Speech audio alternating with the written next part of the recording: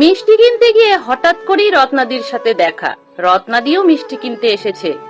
রত্নাদি আমার পরিচিত, মানে ট্রেনে যাতায়াত করতে গিয়ে আমার সাথে পরিচয়।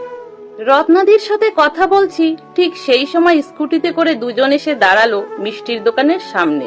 একজন কম বয়সী মেয়ে, বয়স হবে 25-26। অপরজন একটু বয়স্ক, 55 বা তার একটু বেশি হবে। রত্নাদিকে দেখে বয়স্ক মহিলা একটু হাসলেন। বুঝলাম এরা পূর্ব পরিচিত। ওনারা মিষ্টির দোকানে ঢুকলেন। আমি তখন রত্নাদির সাথে কথা বলছিলাম। কিছুক্ষণ পরে ওই বয়স্কা ভদ্রমহিলা বাইরে বেরিয়ে এসে রত্নাদির সামনে দাঁড়াতেই রত্নাদি জিজ্ঞাসা করলেন, মেয়েটি কে গো? তোমার ছেলের বউ মনে হচ্ছে। ভদ্রমহিলা বললেন, হ্যাঁ, বাড়িতে আজ গেস্ট আসার কথা আছে, মিষ্টি নেব বলেই এসেছি, আমি একাই আসছিলাম। তারপর টুসি বলল, আমি তো বেরোবই, তুমি আমার স্কুটিতেই চলো। রত্নাদি কিছুক্ষণ চুপ করে থেকে বলল, বৌমা চাকরি করে নাকি? হ্যাঁ, চাকরি করে, প্রাইভেট কোম্পানিতে। তা বেশ ভালো। ভদ্রমহিলা কথা বলার সুযোগ পেয়ে গল্প জুড়লেন। রত্নাদিও কম যায় না, ভীষণ রকম বকবক করে। ভদ্রমহিলা কথা প্রসঙ্গে বললেন, মেয়েদের চাকরি করাটাই ভালো। রোজগার না করলে সে তুমি যতই ঘরের কাজ করো তবুও তুমি বেকার, কেউ তোমার গুণগান গাইবে না। আমিও মনে মনে চাইতুম যে আমার ছেলের বউ হবে, সেও যেন চাকরি করে। টুসি চাকরি করে, দেখে ভালো লাগে তাই। কথাগুলো বলতে বলতেই টুসি মানে ভদ্রমহিলার বৌমা দোকান থেকে বেরিয়ে এসে মিষ্টির প্যাকেট দুটো ভদ্রমহিলার হাতে ধরিয়ে দিয়ে বলল, তুমি তাহলে টোটোয় চেপে চলে যাও, বেশি দেরি করো না। তুইও সাবধানে যাস আর পৌঁছে ফোন দিস। টুসি স্কুটিতে স্টার্ট দিয়ে কাকিমা আসছি বলেই বেরিয়ে গেল। আমি পাশে দাঁড়িয়ে তখন রত্নাদির সাথে ওই ভদ্রমহিলার কথোপকথন শুনছিলাম। টুসি চলে যেতেই রত্নাদি এবার ভুরু কুচকে জিজ্ঞাসা করে বসলো, তোমার বৌমা তোমাকে কাকিমা বলে ডাকে? রত্নাদি একটু বাঁকা কথা বলতে পছন্দ করে।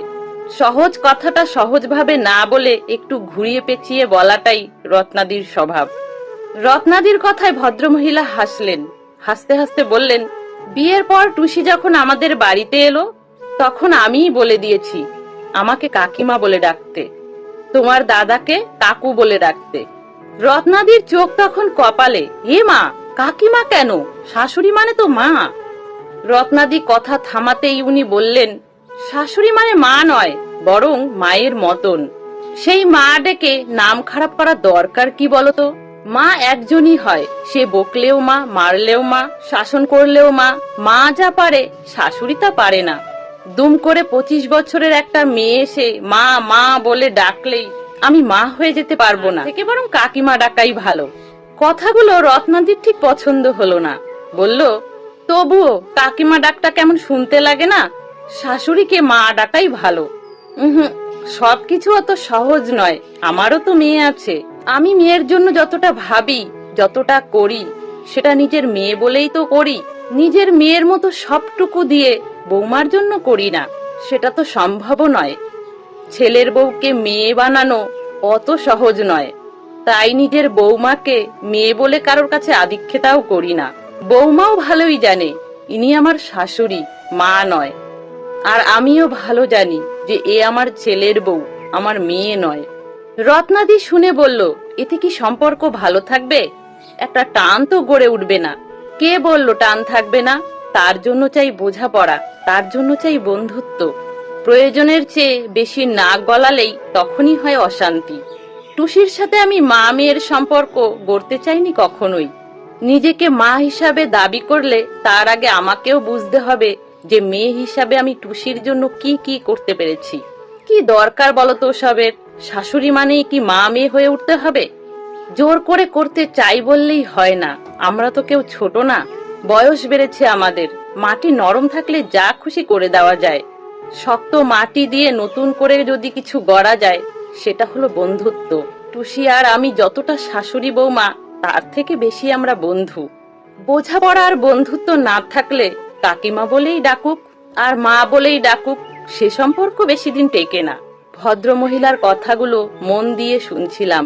সম্পর্কের নামে আর যাই হোক না কেন, ভেতর থেকে সেই সম্মানটুকু থাকলেই হলো।